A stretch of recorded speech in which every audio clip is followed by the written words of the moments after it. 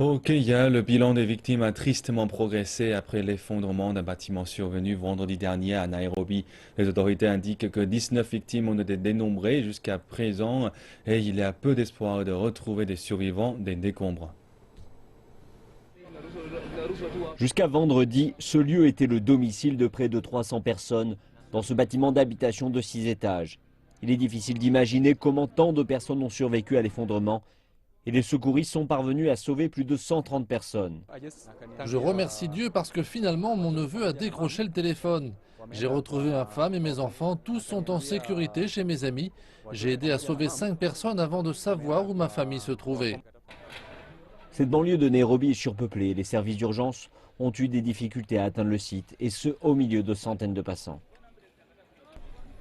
En fait, l'un des éléments clés est que ce ne soit pas trop bondé.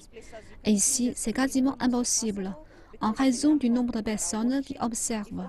Si au moins nous pouvions avoir de l'aide pour contrôler la foule, nous pourrions accéder plus facilement au lieu où nous devons nous rendre.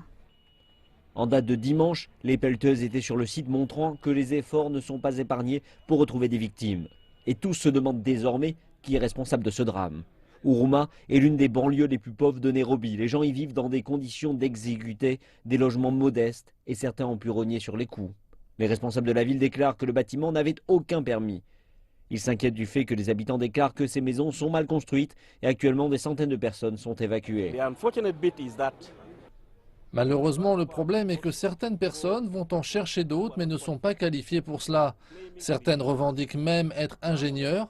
Même chose pour certains contractants. Si vous regardez cette structure, vous cherchez une sortie de secours ou tout autre accès difficile à trouver. Et peut-être même que le département au plan de la ville n'est même pas au courant de ce qui se passe ici.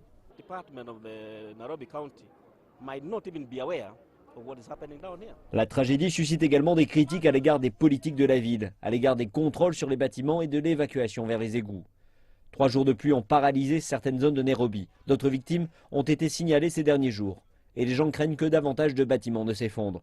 Des centaines d'habitants ont été évacués de leur domicile et éloignés d'autres bidonvilles dans la capitale du Kenya.